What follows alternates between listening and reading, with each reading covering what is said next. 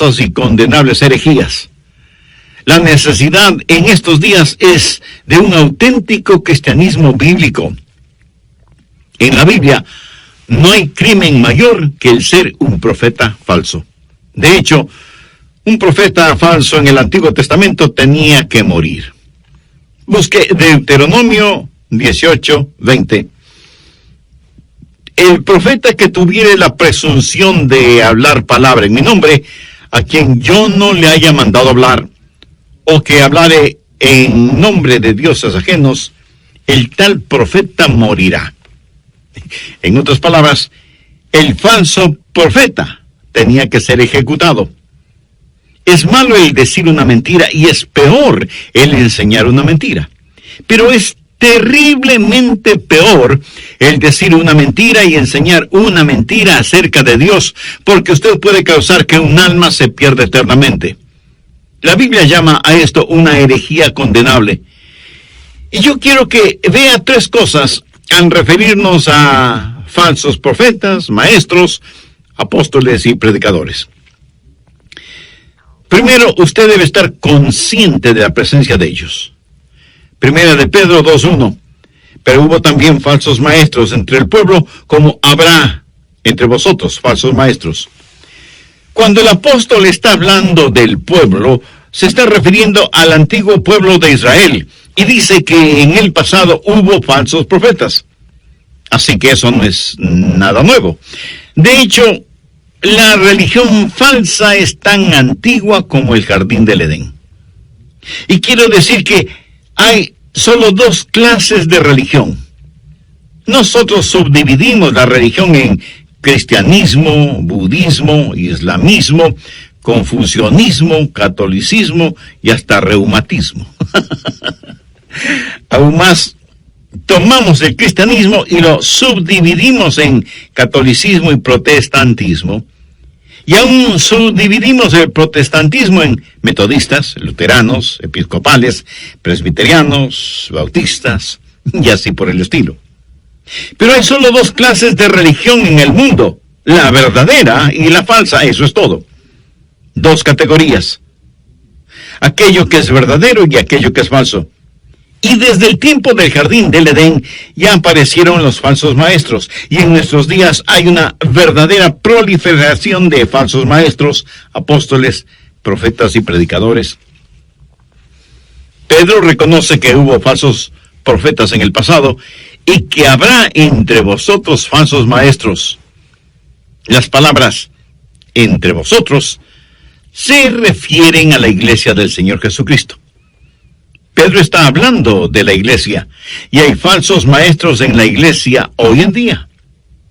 De hecho, usted puede pensar en cualquier cosa que quiera creer, no importa cuán extraña y rara sea, y encontrará una iglesia justo como usted la quiere. Es increíble lo que la gente cree. Yo solía pensar que era extraño que la gente no creyera, y estoy descubriendo que es aún más extraño lo que la gente cree. Veamos 2 de Corintios capítulo 11, y desde el verso 13. Pablo está hablando sobre algunos que ocupan los púlpitos y dice: porque estos son falsos apóstoles, obreros fraudulentos que se disfrazan como apóstoles de Cristo. Y no es maravilla, porque el mismo Satanás se disfraza como ángel de luz. Así que no es extraño si también sus ministros se disfrazan como ministros de justicia, cuyo fin será conforme a sus obras. O sea que van a morir e irse al infierno, pero mientras están en vida quieren que se les diga reverendo, o doctor, o eminencia, o títulos de esa naturaleza, pero no conocen al Señor Jesús. Y se paran tras los púlpitos como falsos apóstoles y ángeles de luz. En nuestros días, usted no tiene que buscar al diablo fuera de las iglesias. Muchas veces está ocupando el púlpito disfrazado de ministro, apóstol, predicador o milagrero. No deje que los falsos maestros le sorprendan. La Biblia claramente enseña que estarán entre nosotros. pero también menciona herejías destructoras. La raíz de la palabra herejía significa dividir. Cuando la herejía penetra en la iglesia, siempre causará que la gente se divida, porque si alguien trae una doctrina falsa a la iglesia, el liderazgo de la iglesia podría decir: usted no puede enseñar eso aquí. Y los promotores de falsa doctrina dirán: oh, sí que podemos. Y a lo mejor el pastor diga: ustedes no pueden creer eso. Y ellos dirán: claro que creemos. Y así comienza la división. Y cuando usted enfrenta a esa clase de personas que introducen encubiertamente herejías destructoras, ellas actuarán como que están siendo perseguidas. Aparentan ser las víctimas. Y usted es culpable por oponerse a la verdad. Son como los dos hermanitos que peleaban en el dormitorio y su mamá vino para calmarles. Y Juan dijo: mamá, todo comenzó cuando Jaime me devolvió el golpe que le di. Y así son muchas personas que traen doctrinas heréticas a la iglesia. Y si usted no las acepta, entonces usted es el causante de la división. Y sin embargo, algunas veces usted tendrá que enfrentar herejías, sea a nivel denominacional, a nivel eclesial o a nivel personal. Aquí, permítame decir algo que lo he dicho muchas veces. Es mejor estar divididos por la verdad que estar unidos en el error. La Biblia las identifica como herejías destructoras. No tenemos que llevarnos bien con todo el mundo. Llega un momento en que debemos decir: basta. Eso está equivocado. Esa no es la verdad. No puede enseñar esto aquí. Martín Lutero, el líder de la Reforma Protestante, dijo lo siguiente: yo no quiero saber nada de paz y concordia cuando en el trayecto se pierde la palabra de Dios y la vida eterna y todo lo demás. No es correcto para mí retirarme o ceder solo por el amor que tenga para alguna persona, sino porque delante de la palabra de Dios todos debemos ceder. Profundo pensamiento. Muchas veces la gente piensa que la Biblia no es verdadera porque hay falsos maestros y dicen: el cristianismo tiene tantas divisiones y tantos errores que no puede ser la verdad. Por el contrario, si no hubiera cultos falsos, la Biblia no sería verdad, porque la Biblia dice que habrá cultos falsos. ¿Qué es lo que dice Pedro? Pero hubo también falsos profetas entre el pueblo, como habrá entre vosotros falsos maestros. Si no hubiera falsos maestros, la Biblia no sería verdad, porque la Biblia dice que habrá falsos maestros. Por favor, busque 1 Timoteo 4:2. Pero el Espíritu dice claramente que en los posteros tiempos algunos apostatarán de la fe, escuchando espíritus engañadores y a doctrinas de demonios. Y ahora surge la pregunta: ¿cómo puede detectar algo que es falsificado? Porque una cosa es identificar un billete falso, pero otra muy diferente es el detectar a un falso profeta, predicador o maestro. Bien, permítame darle 5 pruebas con las cuales puede enfrentar a cualquier predicador, profeta o maestro sobre la faz de la tierra para saber si es genuino o falsificado. Primero, la prueba del origen. ¿Cuál es la base, el fundamento, la fuente o el origen de su enseñanza? ¿Tiene otras revelaciones aparte de la Biblia? Por ejemplo, alguien puede venir a su puerta y decir: oh, nosotros aceptamos la Biblia como la palabra de Dios, pero también aceptamos a José Smith como profeta. Lo que ellos quieren hacer es poner otro fundamento junto a la palabra de Dios.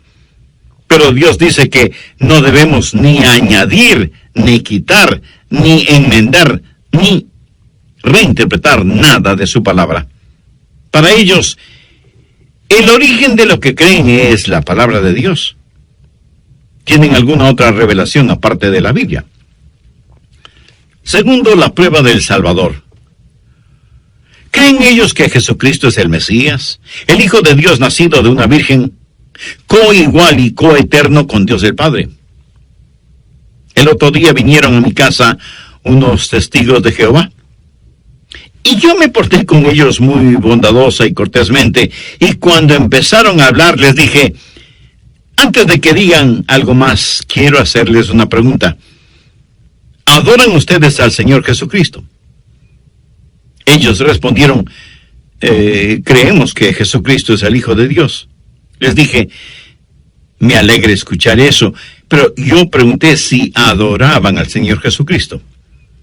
Y ellos contestaron: bueno, le damos a Él alabanza y honor. Oh, eso suena muy bien, pero ¿adoran ustedes al Señor Jesucristo? Y dijeron: nosotros le reverenciamos. Les dije: amigos, yo quiero que sencilla y claramente respondan a mi pregunta. ¿Adoran al Señor Jesucristo? Y ellos contestaron: no. Y les pregunté: ¿y por qué no? La Biblia está llena de adoración a Jesucristo. Los evangelios relatan cómo sus seguidores le adoraron. Ahora, si Él no es Dios, por supuesto que no debe ser adorado, pero si Él es Dios, debe ser adorado. Ellos dijeron: discúlpenos, pero debemos irnos. Y más rápido de lo que vinieron, se fueron. La verdad es que yo quería que se queden porque quería mostrarles con la palabra de Dios que Jesucristo debe ser adorado. Pero claro, si Él no es Dios, no debe ser adorado.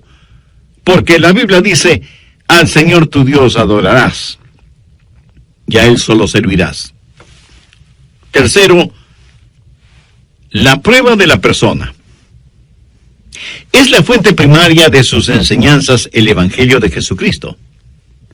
Pablo dijo en 1 Corintios 2:2, pues me propuse no saber entre vosotros cosa alguna sino a Jesucristo, y a este crucificado. Todo lo demás se deriva de esto, o concluye en esto. Esta es la base, el fundamento. Toda la Biblia es acerca de las buenas nuevas del Evangelio de Jesucristo. El Antiguo Testamento profetiza que alguien vendrá. El Nuevo Testamento certifica que ese alguien vino. Y el libro de Apocalipsis dice que ese alguien vendrá otra vez. Y ese alguien es el Señor Jesucristo. Él es el héroe de la Biblia. La Biblia tiene un tema, la salvación. Tiene un héroe, Jesús. Tiene un villano, Satanás. ¿Qué clase de persona es la que ellos representan? ¿Cuál es su motivación? ¿Quieren hablar de lo que ellos llaman la verdad del reino? ¿O de lo equivocada que está la cristiandad? ¿O temas de ese estilo?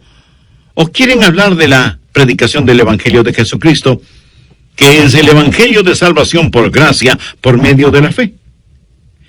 Pablo, escribiendo a los Gálatas, les dijo: mas si aún nosotros o un ángel del cielo os anunciare otro evangelio diferente del que os hemos anunciado, sea anatema. Literalmente la palabra anatema significa condenación, maldición. Y alguien pensará que esa es una expresión muy dura. No es ser duro si yo le digo a alguien: usted no puede enseñar algo que va a guiar a la gente al infierno.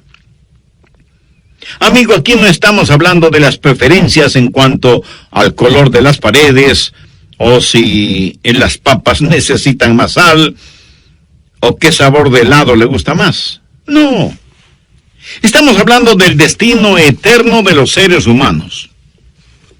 Cuarto, la prueba de la salvación. Estos falsos profetas, apóstoles, maestros y predicadores enseñan que la salvación es por gracia, por medio de la fe, o tratan de añadir obras y algunas otras cosas raras, aunque digan que son manifestaciones del Espíritu. Cada vez que se le dice a una persona que tiene que hacer algo más que simplemente confiar en el Señor Jesucristo para ser salvo, se debe quitar de la Biblia las palabras todo aquel que cree. Por ejemplo, si usted dice que una persona tiene que ser bautizada para ser salva, ¿sabe lo que está haciendo? ¿Sabe a cuánta gente está eliminando? Piense en una guerra en pleno desierto. Un soldado es herido mortalmente y el capellán se acerca y le pregunta, ¿eres salvo? El soldado responde, no lo soy, pero quiero serlo. Y el capellán le dice, lo siento mucho, no puedo bautizarte. Todo lo que tenemos alrededor nuestro es solamente arena, no tenemos ni una gota de agua ni en las cantimploras. Ve lo incongruente de la situación. Cada vez que alguien añade otros requisitos para la salvación, anula el requisito bíblico que sencillamente declara todo aquel que cree. Busque Romanos 10:13. Porque todo aquel que invocare el nombre del Señor será salvo. Y eso, mi amigo, significa cualquier persona que quiera ser salva, se arrepiente y pone su confianza y fe en Jesucristo, será salva en cualquier lugar, a cualquier hora, sin ningún otro requisito. Gloria a Dios por esto. Quinto, la prueba de la santificación. Enseñan ellos que el creyente debe procurar vivir una vida santa. Si es que no enseñan santidad personal y separación del pecado, hay algo fundamentalmente podrido en sus enseñanzas. ¿Viven ellos mismos una vida de santificación? ¿O todo lo que puede ver y saber de ellos es una vida de ostentación? Bien, terminaré este estudio en el próximo programa. ¿Cómo identificar a estos falsos maestros, profetas, apóstoles y predicadores? Se los puede identificar primero por su mensaje. En segundo lugar, les puede identificar por sus métodos. El primer verso de 2 de Pedro capítulo 2 habla del mensaje. El verso 2 habla del método. Y muchos seguirán sus disoluciones. Otra versión bíblica dice, y muchos seguirán sus perniciosos caminos. ¿Qué significa pernicioso? Algo realmente malo, torcido, depravado. El verso 3 dice, y por avaricia harán mercadería de vosotros. Ahora regresemos un momento al verso 1 en donde leemos, introducirán encubiertamente herejías destructoras. Todo esto está describiendo cómo ellos operan, trabajan o actúan. La palabra encubiertamente significa en secreto, clandestinamente, y conlleva la idea de hacer algo ilegal de tal manera que sea muy difícil de descubrir. Y lo que ellos hacen es enseñar cosas falsas, juntamente con las verdaderas, para crear confusión. Y todos saben que eso es exactamente lo que se debe hacer si se quiere engañar a alguien. Por ejemplo, ¿cuáles son los anuncios o propaganda comercial más atractivos y profesionales en la televisión? Los de las cervezas. Hermosos paisajes, impresionantes nevados, playas exóticas, y todos pasando un tiempo extraordinario gracias a la cerveza. Pero lo que jamás muestran es al hombre embotado de cerveza, durmiendo su borrachera en la calle, cubierto por su propio vómito y lleno de moscas. Tampoco muestran al que llega a su casa embriagado y cuando su pequeña hijita le reclama, le golpea con su puño en la cara. Tampoco muestran al hombre que, dominado por el alcohol, empuja fuertemente contra la pared a su asustada esposa. Ni muestran a alguien que es llevado a la emergencia de un hospital y tiene múltiples fracturas porque un conductor borracho lo atropelló y jamás se detuvo para prestarle ayuda. Eso no lo muestran jamás. Y aunque desde otra perspectiva, lo mismo es con los anuncios de los cigarrillos, praderas impresionantes, hermosos caballos, invitadoras fogatas. Y me pregunto, ¿Qué tiene que ver esas praderas, esos caballos y esas fogatas con el cáncer pulmonar? Y los fumadores ni siquiera prestan atención a la advertencia impresa en cada paquete de cigarrillos que dice: fumar cigarrillos es peligroso para la salud. Pero claro, eso está impreso con letra muy pequeña, como para que usted no pueda leerlo. Pero tienen que ponerlo porque así lo exige la ley. ¿Sabe que el diablo hace la misma cosa? Habla con palabras fingidas, como lo vemos en el verso 2, harán mercadería de vosotros con palabras fingidas. ¿Sabía que en el griego la palabra fingir es plastos? Es la palabra de donde se deriva la palabra plástico. Maestros, predicadores, apóstoles plásticos, entregando ideas y palabras plásticas. ¿Qué quiere decir plástico?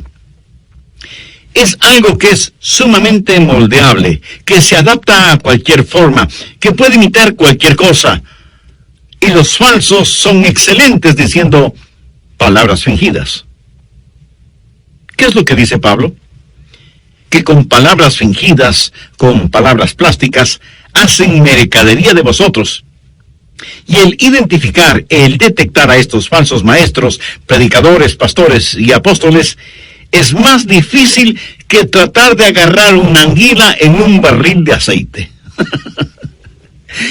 Pero se los puede reconocer por sus métodos, su mensaje y sus maneras. Miremos nuevamente el verso 2. Y muchos seguirán sus disoluciones o sus caminos perniciosos. Y esa es una palabra que no usan. Profetas de Jerusalén he visto torpezas. Cometían adulterios y andaban en mentiras y fortalecían las manos de los malos para que ninguno se convirtiese de su maldad. Me fueron todos ellos como Sodoma y sus moradores como Gomorra. Se llaman a sí mismos profetas, apóstoles, predicadores, pastores, sanadores y obradores de milagros, pero viven en pecado. Sus caminos son perniciosos y muchos serán los que le siguen. De hecho, les encanta tener un religioso que beba con ellos, que comparta chistes obscenos con ellos, que sea lujurioso como ellos. ¿Por qué? Porque eso les hace sentir muy bien. La Biblia ya lo dijo. Muchos les seguirán en sus perniciosos caminos. Hay mucha gente religiosa que ama más lo sexual que lo espiritual. En Mateo 7:21 Jesús dijo: no todo el que me dice Señor, Señor, entrará en el reino de los cielos, sino el que hace la voluntad de mi Padre que está en los cielos. Mucha gente religiosa vive una vida doble. Por eso es necesaria la prueba de la santidad. Pero también se pueden detectar a los falsos por sus motivos. ¿Cuáles son esos motivos? Veamos otra vez el verso 3. Y por avaricia harán mercadería de vosotros. ¿Cuál es la motivación de ellos? Bueno, ellos quieren hacer de usted una mercadería. Quieren usarle, manipularle. ¿Por qué? Porque son codiciosos. Ahora, de ninguna manera estoy diciendo que un genuino obrero del Señor no debe ser pagado. La Biblia dice claramente que el obrero es digno de su salario. Pero no es de eso de lo que el apóstol está hablando aquí. Él habla de la gente que debido a sus motivos personales y la maldad de su corazón, hacen del evangelio una mercadería. Y usted seguramente ha visto a estos mercaderes espirituales en la televisión, convirtiendo el bendito evangelio del Señor Jesucristo en nada más que en vulgar mercadería.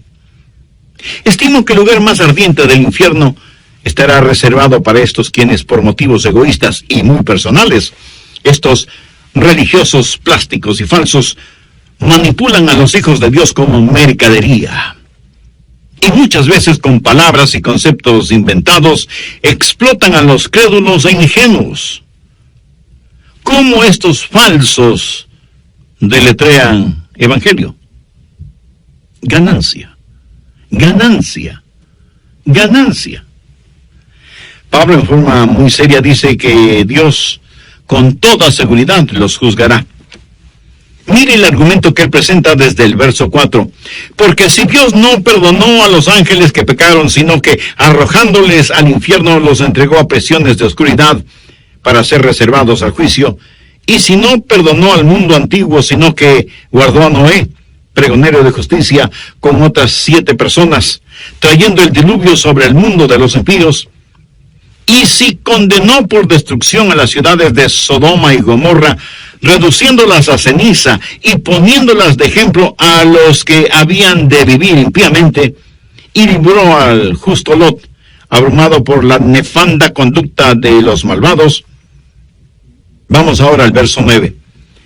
Sabe el Señor librar de tentación a los piadosos y reservar a los injustos para ser castigados en el día de juicio.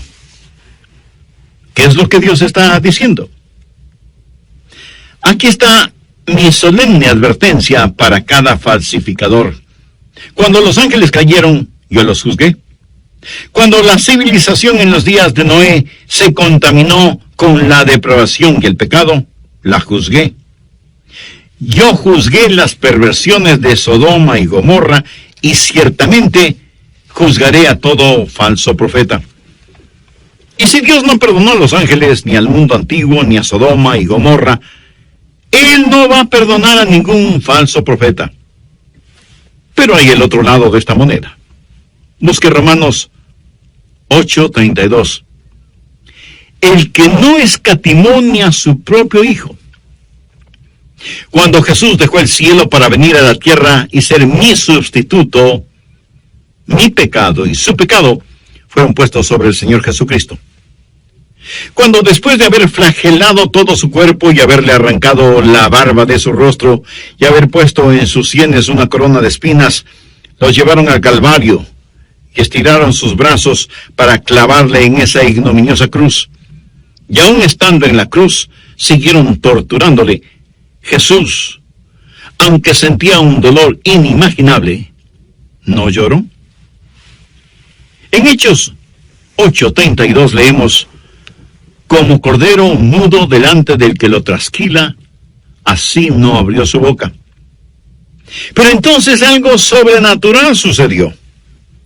Los cielos se volvieron negros como medianoche, y Dios el Padre, que siempre había estado con su Hijo desde la eternidad, le volvió la espalda a su propio Hijo, a tal punto que Jesús clamó: Dios mío, ¿por qué me has desamparado? Los ojos de Dios son puros, como para observar la iniquidad. Y Jesucristo en esa cruz estuvo cubierto de los pecados de toda la humanidad, pasados, presentes y futuros. Y Jesús, quien nunca pecó, se volvió pecado. Y Jesús, quien siempre fue el objeto de la alegría y satisfacción del Padre, se convirtió en el objeto del reproche y del juicio de Dios. Y Dios el Padre miró a su Hijo como hubiera tenido que mirarnos a usted y a mí en el día del juicio, si la deuda de nuestros pecados no hubiera sido pagada por el Señor Jesucristo en el Calvario. Por eso el Padre le dio la espalda a su Hijo. Déjeme decirle algo. Si hubiera habido una circunstancia cuando Dios hubiera estado inclinado a ser indulgente con el pecado, hubiera sido ese instante, cuando el pecado de todo el mundo cubría por completo a su amado Hijo. Pero la Biblia dice: el que no escatimó ni a su propio Hijo. Escúcheme, si Dios no escatimó a su propio Hijo cuando llevó nuestros pecados, ¿cree que Dios va a ser indulgente con usted y sus pecados? De ninguna manera. Dios no perdonó a los ángeles que pecaron. Dios no suspendió el castigo al mundo antiguo. Dios no suspendió el juicio sobre Sodoma y Gomorra. Y Dios no protegió, no nos dará también con Él todas las cosas. A lo mejor usted está pensando: pastor, ¿qué quiere decir eso? Bien, déjeme ilustrarlo de la siguiente manera. Suponga que un día usted viene y me dice, pastor, ¿puede darme a su hijo primogénito? Yo, sorprendido y asombrado, le pregunto, ¿y para qué quiere a mi hijo primogénito? Y usted responde, oh, lo quiero para abusar de él, para decir mentiras acerca de él, quiero golpearle y humillarle, quiero azotarle y clavarle en una cruz para que muera en agonía y cubierto con su propia sangre. Quiere darme a su hijo. Y yo, tratando de controlar mi vieja naturaleza adánica, le diré firme y fuertemente, no, usted debe estar loco para pedirme que le dé mi hijo para semejante cosa. Ahora, suponga, solo suponga, que por alguna extraña, muy extraña razón, yo le ame a usted de tal manera que le entrego a mi hijo, mi amado primogénito, aun sabiendo lo que usted le va a hacer. Y después de que lo entrego, usted me dice, ya que me ha entregado a su hijo, ¿podría también darme la ropa de él y los instrumentos musicales de él y la biblioteca de él, en fin, todo lo que es de él? Y yo, que por alguna extraña, muy extraña razón, le amo a usted como para haberle entregado a mi hijo, no tendré mayor reparo en darle juntamente con él todas las cosas. Es más, le diré, siendo que mi primogénito era mi heredero, usted va a ser coheredero de todas las cosas. Romanos 8:17 dice, si somos hijos de Dios, somos también herederos, herederos de Dios y coherederos con Cristo. Si Dios nos ama tanto para darnos a Jesús, ¿qué es lo que no nos dará en Cristo? Es como si Dios nos dijera, no se dejen atrapar por un cristianismo falsificado. Dios no es un Dios indulgente. Paciente sí, indulgente no. Él no escatimó ni a su propio Hijo, el Señor Jesucristo, a fin de que usted y yo podamos ser salvos. Lo falsificado solo sirve para probar la validez de aquello que es real. Cada billete falsificado es un tributo a aquello que es genuino. Y cada cristiano falsificado no es más que un tributo a aquello que poseemos que es digno y de valor. No deje que los falsificados le impidan llegar al cielo. Nada hay más real que Jesús. Nada es más real que la salvación. Y usted puede ser un verdadero cristiano si se arrepiente de sus pecados y confía por fe en el Señor Jesucristo. Muchos de quienes me están escuchando podrán decir, Pastor Rogers, he sido salvado, pero voy a aplicar en mi corazón, mi vida, esas 5 pruebas que usted mencionó para saber que soy un cristiano real y no falsificado. Por la gracia de Dios, creo que soy realmente salvo. Y que si Dios me llama a su presencia ahora mismo, estoy listo para eso. Amigo, si usted puede decir tal cosa, usted es genuinamente salvo y es un genuino cristiano. Pero si usted no puede decir esas palabras, o si tiene serias dudas acerca de su salvación y quiere tener absoluta seguridad al respecto, eso es un asunto entre usted y Dios. Por lo tanto, deje de lado cualquier tonto orgullo humano que le impida acercarse a Dios y, usando sus propias palabras, ore una oración como la siguiente. Dios eterno,